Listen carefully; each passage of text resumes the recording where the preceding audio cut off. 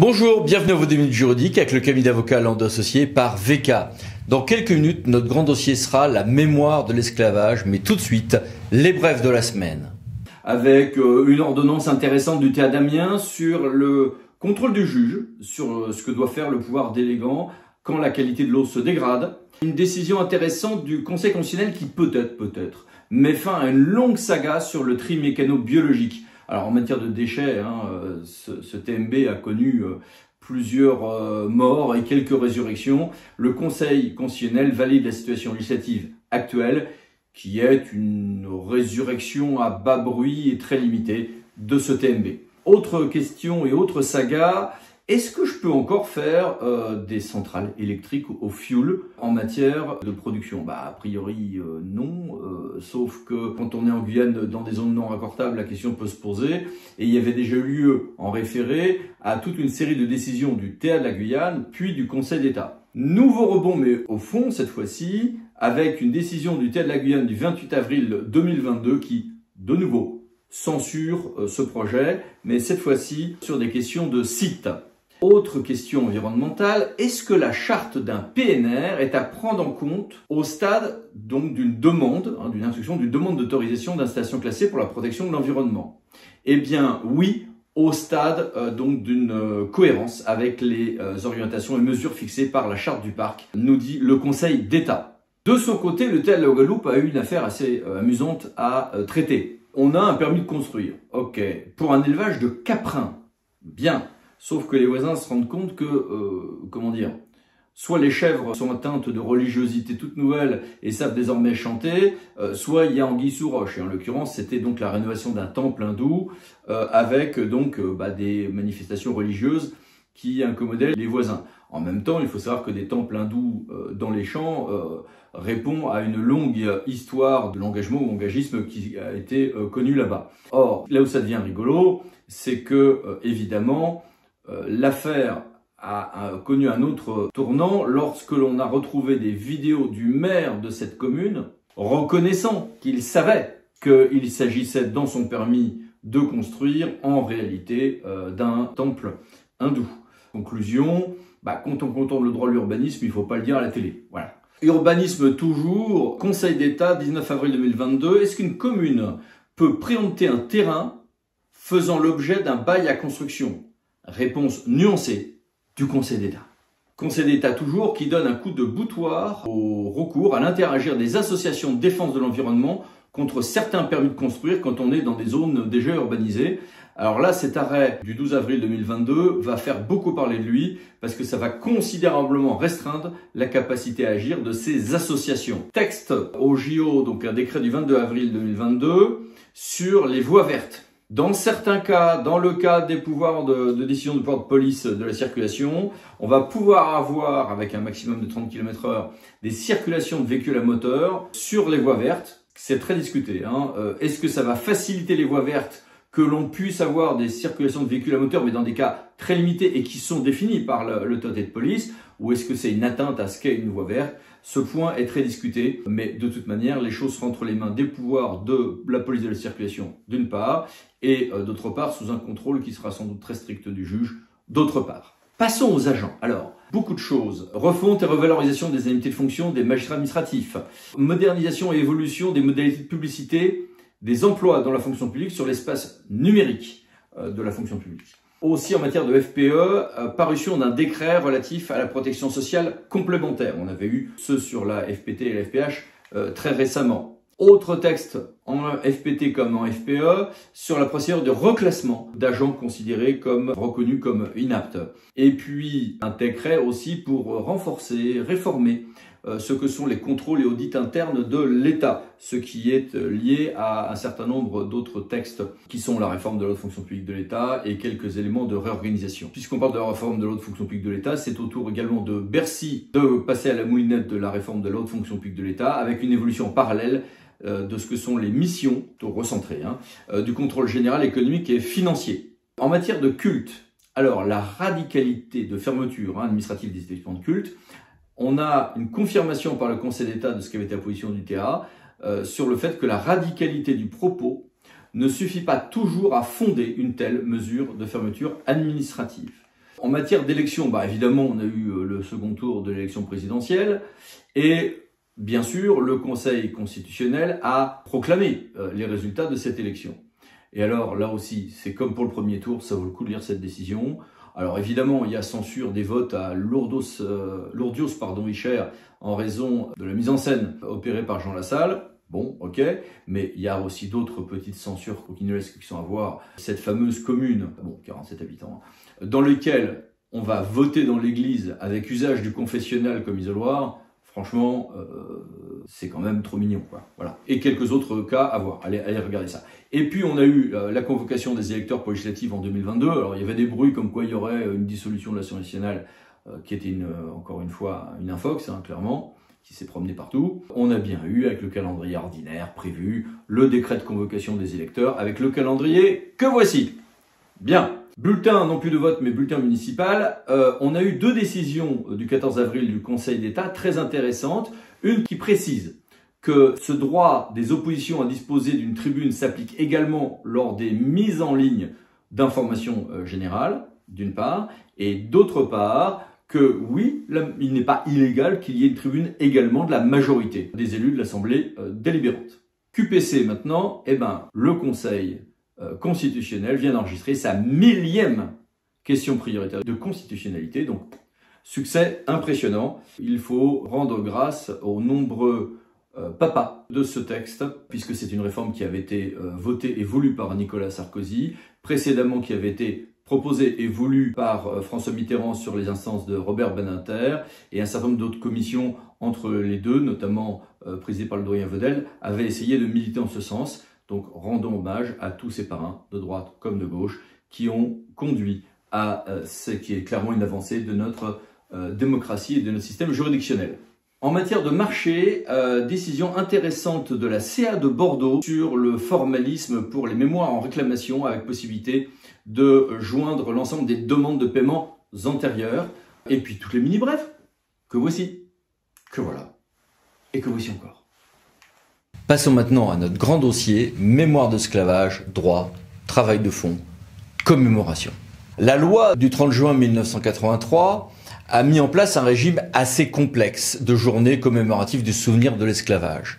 Et aujourd'hui, plusieurs dates de commémoration existent, mais autour d'une date pivot nationale du 10 mai qui a été retenue par la loi Taubira du 21 mai 2010, le 10 mai étant la date de vote de cette loi. Le 10 mai avait été choisi faute, avec différents symboles bien sûr, faute pour les autres dates possibles de faire consensus, 4 février, 8 février, 27 avril, voire 23 août. Chacune de ces dates avait des éléments pour ou contre, et d'ailleurs le Conseil constitutionnel a signalé que le changement de cette date pouvait bien être fait par voie réglementaire. Du coup, voici les dates qui sont retenues. On a le 10 mai qui est la journée nationale des mémoires de la traite, de l'esclavage et de leurs abolitions, c'est la date principale. Le 23 mai qui est la journée nationale en hommage aux victimes de l'esclavage, mais il y a, en fonction de différents paramètres, notamment les dates de mise en œuvre réelle de la fin de cet esclavage, des dates différentes à Mayotte, en Martinique, Guadeloupe, Saint-Martin, Guyane, Saint-Barthélemy et à La Réunion, plus de dates internationales. Des cérémonies publiques sont organisées par le corps préfectoral dans chaque département et les collectivités locales sont nombreuses à en organiser également. Une circulaire a été diffusée par le Premier ministre, elle est en date du 8 avril 2022, comme tous les ans. Ce qui compte, évidemment, c'est de ne pas oublier, c'est de commémorer, c'est d'enseigner ce que furent et parfois demeure la pratique de l'esclavage sur tous les continents. Esclavage qui existe certes depuis la nuit des temps et qui a existé sur tous les continents, mais c'est pas une raison pour relativiser ce que furent les spécificités de la traite occidentale. On peut se souvenir, on peut apprendre du passé, y compris pour construire l'avenir, sans sombrer dans deux excès. L'excès du déni ou de l'oubli d'un côté et l'excès de certaines repentances en autoflagellation d'autre part. On peut apprendre des combats qui furent ceux des opposants à l'esclavage et ceux des victimes avec quelques très bonnes figures. Je pense notamment à Delgrès. Sur ce point, j'attire votre attention sur le fait que la Fondation pour la mémoire de l'esclavage, présidée par Jean-Marc Ayrault, a diffusé un document fort bien fait à ce sujet. Justement, j'ai voulu lui poser des questions sur tout ceci, ainsi qu'à Marie-Luce Panchard, qui fut ancienne ministre des Outre-mer. Monsieur le Premier ministre, Madame la ministre, bonjour. Bonjour, monsieur. Bonjour.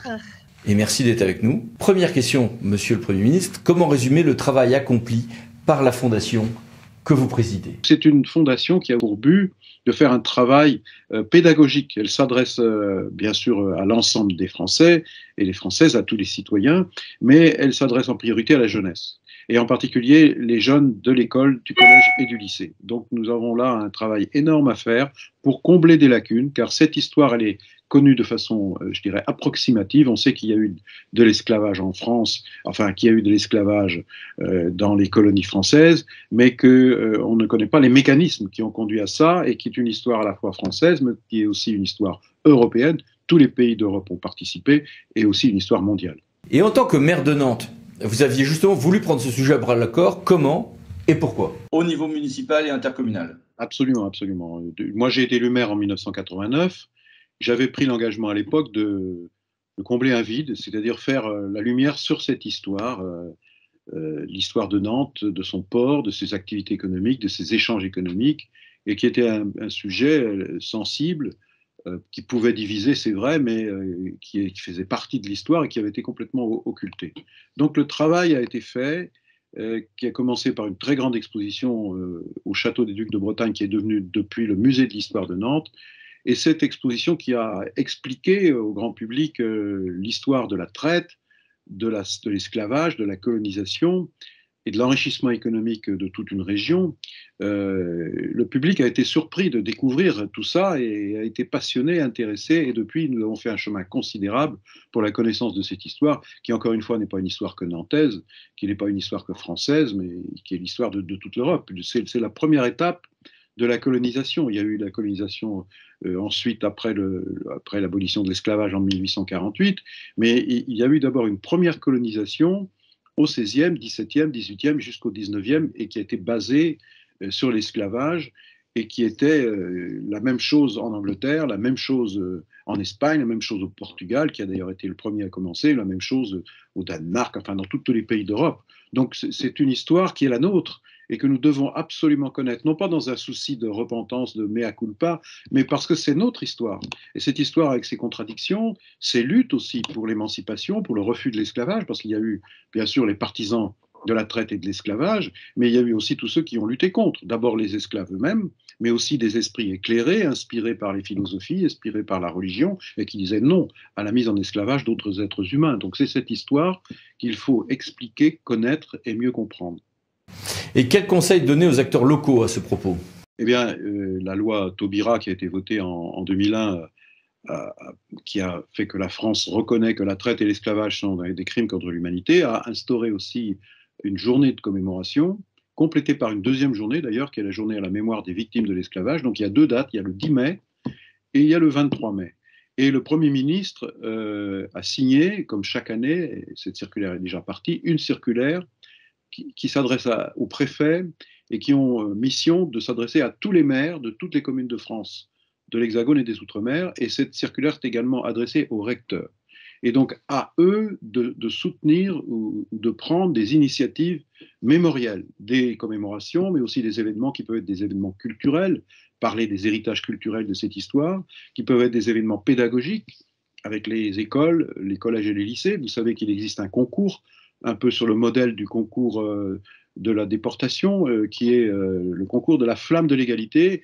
Et le 10 mai, chaque année, en présence du président de la République, un prix est remis aux classes lauréates. Donc pour aider les maires, pour aider les enseignants dans les communes à organiser ces différents événements, la Fondation est à leur disposition. Et elle a déjà publié un kit pédagogique qui explique comment on peut s'y prendre avec des expériences, des témoignages qui font qu'on peut avoir des initiatives extrêmement vastes et extrêmement différentes sur l'ensemble du territoire de la France, de l'Hexagone et des Outre-mer. Donc nous sommes à la disposition, c'est le rôle de la Fondation d'aider, de faciliter les choses. Donc le 10 mai, le 23 mai, et dans les Outre-mer, il y a des dates qui sont d'ailleurs des journées fériées et qui ont lieu depuis le mois d'avril à Mayotte jusqu'au mois de décembre à La Réunion. Passons à vous, Madame la Ministre. Au titre de vos diverses responsabilités passées ou actuelles, vous avez souvent eu à réfléchir et à agir en la matière. Quelles sont vos réflexions à ce propos? Oui, je pense que dans les responsabilités que j'ai occupées en tant que ministre chargée de l'Outre-mer, il est important pour moi de passer le message suivant. Jacques Chirac, l'ancien président de la République, avait bien compris qu'il fallait que tous les Français s'approprient cette histoire, l'histoire de l'esclavage, parce que beaucoup la méconnaissaient et ça pouvait être source de tension à la fois dans l'incompréhension qu'on pouvait avoir les uns et les autres. Et ça, c'est à ce titre, vous savez, qu'il a mis en place le Comité national pour la mémoire et l'histoire de l'esclavage. Et à cette époque, j'ai beaucoup travaillé avec la présidente qui était Françoise Vergès. Et ce que nous avons voulu faire, je crois qu'aujourd'hui, ça nous donne raison, c'est qu'il fallait, notamment au travers de l'éducation, dans les manuels scolaires, il fallait vraiment parler de cette histoire. Parce que lorsqu'on ne connaît pas son histoire, eh ben, on peut faire des erreurs et on peut se retrouver à vivre une situation comme celle qui a été l'esclavage et qui malheureusement a marqué beaucoup nos territoires, beaucoup la Guadeloupe, les Antilles, la Réunion. Donc, j'ai le sentiment qu'aujourd'hui, que tout cet effort qu'on a porté, notamment dans le cadre de l'année des Outre-mer, pour donner une visibilité, je crois qu'il faut pouvoir le relancer. Et je me félicite que le maire de Nantes, Jean-Marc Ayrault, qui a beaucoup suivi ces questions et qui a été quelqu'un qui a lui aussi compris le sens de l'histoire en réalisant ce beau musée dans sa ville. Je pense qu'il faut continuer, parce que lorsqu'on voit la montée de l'extrême droite, on se dit qu'on n'a pas le droit de ne pas parler de cette histoire. Et quel conseil donner aux acteurs locaux à ce propos et que commémorer à quelle date? Sur la question des dates, vous savez que j'ai beaucoup travaillé là-dessus parce que j'étais conseillère à l'Élysée lorsque la date du 28 avril avait été posée par M. Romana et qui voulait qu'on puisse inscrire cette date. Et c'est vrai que la commémoration nationale avait été fixée au 10 mai, puisque c'était la date de l'Assemblée nationale, celle portée par Madame Taubira, qui avait fait voter la loi reconnaissant l'esclavage comme un crime contre l'humanité. Et donc, nous avions retenu cette date nationale du 10. Et c'est vrai que l'histoire n'est pas la même quand vous regardez la Réunion, vous regardez ce qui s'est passé en Guadeloupe, même en Martinique, entre les deux îles sœurs. Et donc, il avait été dit dans un décret que la date du 10 mai restait une date nationale et que chaque territoire pouvait commémorer. Donc, chacun porte cette date. Et c'est, je pense, important parce que les territoires ne se reconnaissent pas, ils n'ont pas la même histoire. Donc, je pense qu'il faut poursuivre ces commémorations et c'est ce que nous faisions. Nous avons donné beaucoup de fastes aux commémorations. Lorsque j'étais ministre de l'Outre-mer, le président Hollande avait poursuivi pendant 1 ou 2 années, avec notamment le président du Sénat, dans cette belle cérémonie qui a lieu dans les jardins du Luxembourg. Et puis avec le temps, ça s'est un peu perdu. Et j'ose espérer qu'avec le président de la Fondation pour la mémoire de l'esclavage, Jean-Marc Ayrault, nous reviendrons sur cette période et nous redonnerons à cette histoire toute sa place. Parce qu'il faut aussi que les Français de l'Hexagone s'approprient cette histoire comme ils s'approprient d'autres histoires, parce que nous sommes Français et nous n'avons, je dirais, aucune honte à parler de ce qui s'est passé. Et je pense qu'il est très important de revenir à des commémorations avec beaucoup plus d'ampleur. Il y avait effectivement des chants, il y avait effectivement des poèmes, il y avait effectivement des artistes, je pense notamment à Jacques Martial, qui organisait à la Vinette des événements toute la journée du 10 mai, toutes les journées de commémoration, déclinaient effectivement un certain nombre d'événements pour que les jeunes générations comprennent aujourd'hui pourquoi il y a des moments donnés, effectivement, il peut y avoir des réactions, non pas pour juger de l'histoire, mais pour mieux la comprendre et comprendre ce qui se joue lorsqu'effectivement il y a des conflits, par exemple des conflits sociaux en Guadeloupe ou en Martinique. Bien, merci beaucoup. Au revoir. Merci à vous pour votre invitation. Et merci à vous. À bientôt pour une nouvelle vidéo, les 10 minutes juridiques parlant d'associés pour VK. Pensez à vous abonner. Merci, au revoir.